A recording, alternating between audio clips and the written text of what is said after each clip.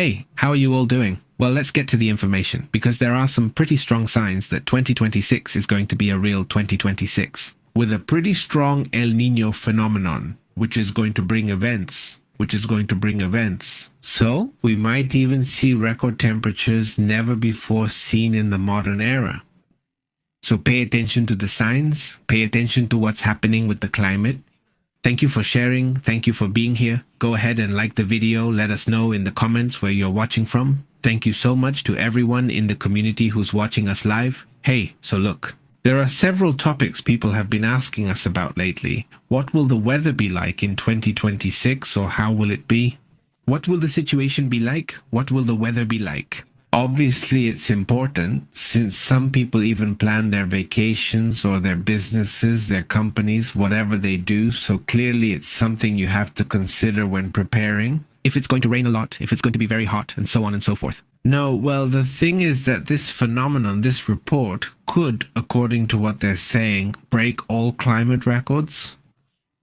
We'll also discuss what's happening in the United States during this broadcast. Right now, with the cold waves in Japan, what's happening in Europe, what's happening in other parts of the world. So, well, get your coffee ready while you listen, while you're here with us, keeping us company. Thank you for being here. If you're eating, enjoy what you're eating, what you're having for dinner there in Spain. Thank you very much. And for those watching the replay, leave your comment as well. It would be great to know what you expect for 2026. Regarding the weather, how do you prepare for that? How do you get ready? How do you stay prepared for extreme weather conditions? There are several signs. First of all, in January, unusual winds were recorded from the Western Pacific, which indicates that there is an imminent formation of a new El Niño episode, one of the most influential climate phenomena on the planet. The gusts are also pushing extremely warm water masses from south of Guam towards South America, changing key oceanic patterns and triggering alarms among international experts. According to the European Centre for Weather Forecasts, this new phenomenon could surpass those of 2024 and 2025 and make the phenomenon from 2026 to 2028 the hottest period ever recorded. The impact would be global. Obviously, it's not just an impact on the United States or Mexico. It's not an impact that will only be seen in South Asia or in Oceania or Asia. Australia and this whole area are reporting warm water displacements. These gusts are pushing extremely warm water masses from the south of Guam towards South America. Like I said, where is it? According to the European Centre for Weather Forecasts, this phenomenon could be quite severe. El Niño starts in the Pacific, and its effects, such as rains, droughts, heavy rainfall, and changes in the seasons, extend across the entire planet. It affects agriculture, public health, and ecosystems, especially the sea. The danger to biodiversity increases the risk of coral bleaching and other issues. No, obviously not, but look at how El Niño is going to have an impact. According to reports, it causes or leads to greater melting of Arctic and Antarctic ice, increasing sea levels in the long term. But look at the direct effect, let's say, on the United States. For example, there are changes in the jet stream and modifications in rainfall, storms, and stronger hurricanes. A hurricane season is expected that, on one hand, will be less active in the Atlantic. If you think there will be fewer hurricanes, probably, but they will be stronger. And on the Pacific side, it could be the opposite, more hurricanes, in that case, a greater number. That will have to be confirmed later. For now, that's what is believed, according to Kevin. Trubech says that the accumulation of greenhouse gases means there isn't enough time to cool the climate system. Between the El Niño phenomenon and the next one, the recent bursts have generated Kelvin waves, ocean waves that go deeper and deeper toward the heat, from South America. For example, we see, for instance, in some regions it's noticeable how things are happening in the sea that were already seen back in 2015. For example, this is an image from 2015 showing how ocean temperatures were generated, with ocean temperatures warmer than usual at that time. They are starting to see this pattern right now. When you start to observe things like this, where you see a section of the ocean, let's say, that's very hot, you can even see it now in the Atlantic. This is going to have an effect on melting and therefore possibly on the Atlantic meridional overturning circulation. That's another topic we'll talk about later. Meanwhile, let's look at another one of these El Niño signals to make it clearer. That tends to cause less rainfall in the north and center of Mexico, for example. That worsens, for example, droughts in the United States, especially in Southern California, Texas, and Florida, where there can be more rain and flooding. On the other hand, El Niño causes an increase in base temperatures for summer. It is anticipated, for example, that there will be more frequent and more intense heat waves, especially in urban areas and also in desert regions. Another topic is the hurricane season that we were already seeing, right? But in the Atlantic, it's less active. But if they do occur, they could be more destructive, more powerful, fewer in number, but stronger in force. The jet streams that guide storms and cold fronts are also altered during El Niño. This causes cold fronts to be more erratic, affecting then the following winter, which is 2026-2027. It's going to be more erratic, let's say, especially in the northern states of Mexico. Cyclonic activity is expected to increase in the eastern Pacific, affecting Guerrero, Oaxaca, Michoacán, Nayarit, Baja California, and Baja California Sur, especially with more frequent and more intense storms. So, friends in that area, this is a year to start preparing right now as well. Prevention, mainly. What many people usually do. And here, when we arrived, we lived on the coast for 4 years, so we started preparing in the winter for a potential hurricane. If nothing happened, whatever you bought extra week by week, like some extra cans of tuna, toilet paper, whatever comes to mind, things you might need. And when the season arrived, you had a box and some extras, let's say you didn't use them. After hurricane season, you'd reuse them since they were non-perishable. Like batteries, that kind of thing. So, between food and items you might need. And yes, honestly, you could say you sleep more peacefully. We were never lucky enough to not have a hurricane big enough to need it in an emergency, but the little box was there. And that was thanks to friends who were from the area or had lived there for many years, and they say, you have to be prepared, even when it comes to preparation. They always recommended having some cash, just a little, right? But something that could get you out of an emergency, that would be enough. Maybe a tank of gas in case you have to evacuate and then suddenly the cards don't work, so they sell you gas, but only for cash. So yeah, having a little cash on hand isn't a bad idea when thinking about a possible evacuation. The southern and central United States, like towards Oklahoma, Kansas, and even Texas. There are usually fewer tornadoes during El Niño events, so that's in theory good news. In that sense, fewer tornadoes it seems in terms of quantity, but what does increase? For example, in other areas like Georgia, Alabama, Mississippi, there are more tornadoes, so some areas tend to have fewer, while other areas tend to have more tornadoes. Also, a cyclonic increase is expected in the Pacific, as I mentioned. This impacts, for example, the reduction of rainfall that can affect some regions of the United States and Mexico, which can affect crops. For example, in both countries, changes in humidity and heat decrease agricultural productivity, especially sugarcane, wheat, and corn. This is also what causes, an increase in prices and local food insecurity.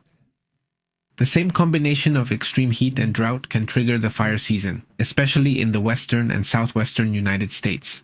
California or Arizona, for example, parts of northern Mexico. Increase also in respiratory diseases and vectors. Changes in temperature and humidity could increase respiratory and transmitted diseases, including those spread by mosquitoes like dengue and Zika. And all of this is more towards the south of Mexico and Florida. During El Niño, weather conditions are more unpredictable in the short term. Meteorologists from both countries must adjust their models and be alert for rapid weather changes. So these kinds of things, these kinds of phenomena. What this makes you think is that weather maps and updates are more relevant because the weather is constantly giving surprises. So pay close attention to this topic. This is going to be a very interesting year in terms of climate. And speaking of this, there are several things I want to talk to you about. There is a massive environmental alert in the United States. Let's get into the details of what's happening.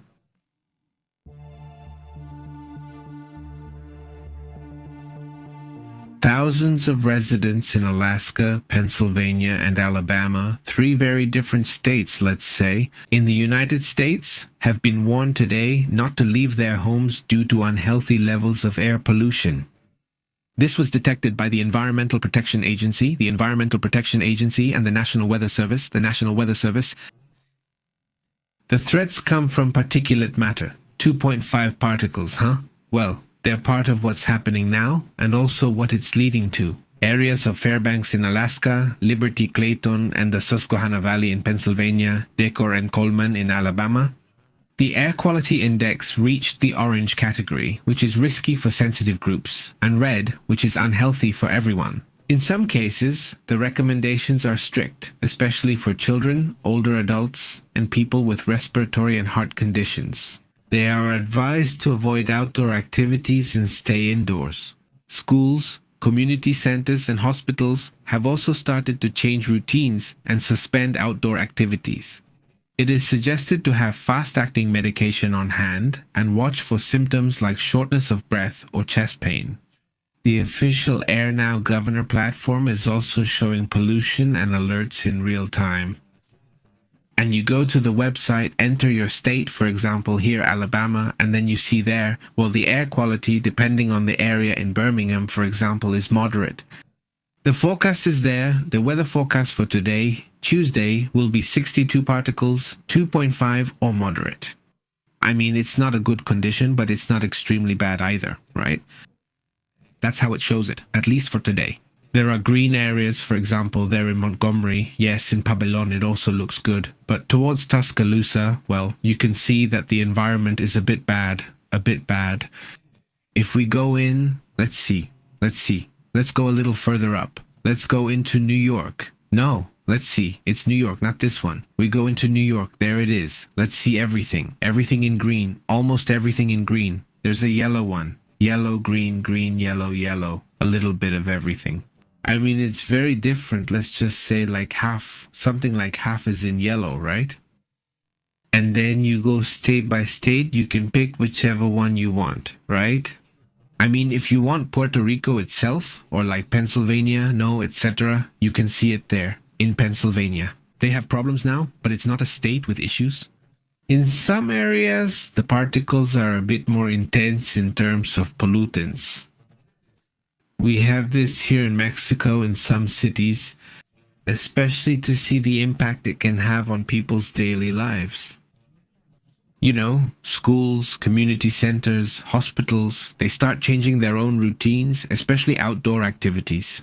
They suggest having fast-acting medication on hand and watching for symptoms like shortness of breath and chest pain, they say, but well, that's how things are. Possible sources of pollution are factories, wildfires, and dust from unpaved roads. Current weather conditions favor the accumulation of low layers in the lower atmosphere and generate this pollution. The Pennsylvania Department of Environmental Protection has already issued a code orange alert for Dauphin and Lebanon counties. York, Lancaster, and Cumberland. Well, that's the situation, so stay alert to that warning.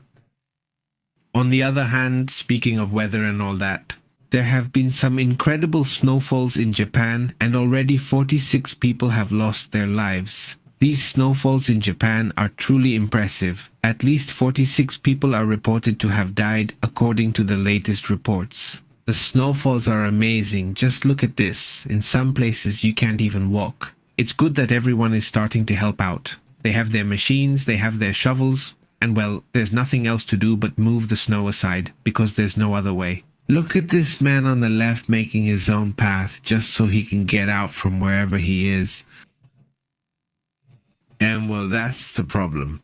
In some regions, especially in mountainous areas where many elderly people live, the impact has been tremendous. 46 people have died due to incidents related to the heavy snowfall affecting the country. This has been happening since January 20th, although it's been going on for several days now. But since January 20th, these amazing images have been reported, right? the reality of the hallways and how everything is covered in white. According to the disaster agency, not only deaths have been reported, but also 558 people injured. Well, there are areas in the forests that are impressive, and the people who do snow sports are really happy, I suppose. Well, I don't know, this topic seems a bit too extreme to me, but anyway, let's go over some details, some important facts. I'm sure reporting this was also part of the situation. That didn't prevent the elections from taking place. Last weekend, the snowstorms made it difficult to access polling stations in several regions, but apparently it was resolved. Niigata Prefecture has the highest number of deaths, 17 in Akita. 9 people died in Kamagata, 5 in Hokkaido, 5 in Mori, and 5 in Iwate 1. Practically all of these areas are in the north.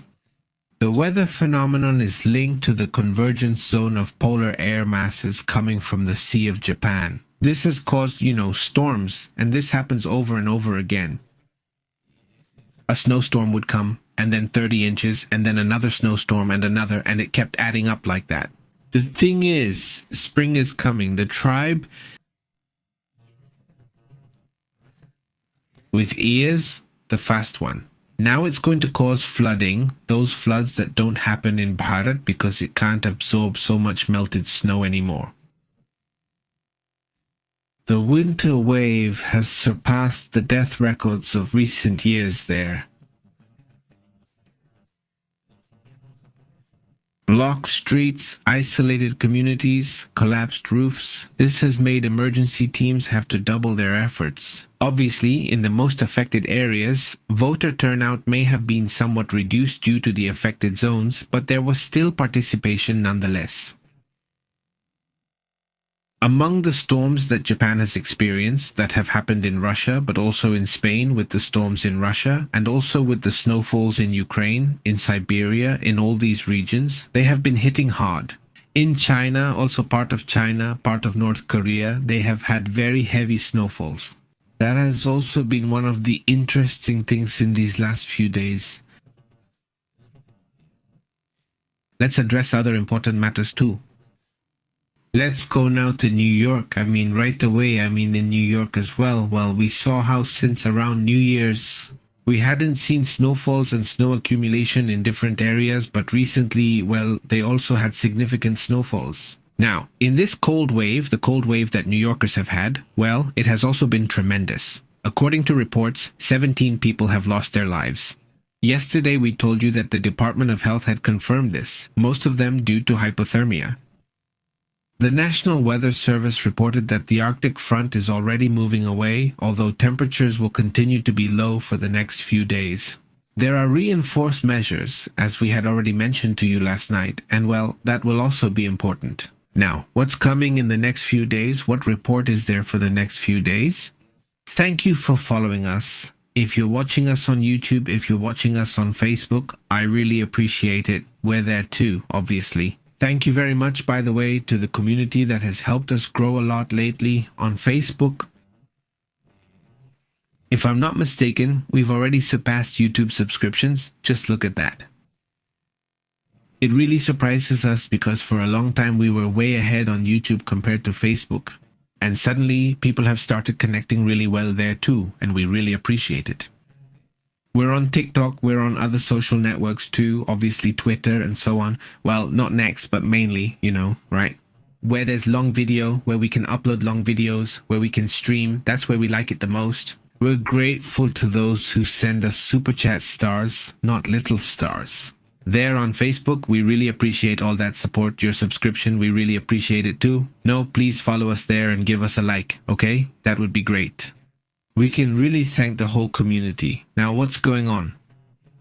Are you anxious about the temperature in the coming days? Let's go day by day and see, especially where the winter part is headed. No, it's just, well, let's say North America, but here in the South, we're experiencing a summer that has been, well, intense, especially right now. The last few days haven't been very hot over there in Argentina, in the south of Bolivia. Not for Uruguay, they've had very high temperatures. Not to mention, right? Well, but moving on to the winter part, how will things be when the cold comes? Well, just take a look. Starting tonight, this cold is going to start spreading toward the central part of the United States. Even something is going to change the temperatures, for example, over in Chihuahua. But by the 11th, the phenomenon is going to move more toward the west side.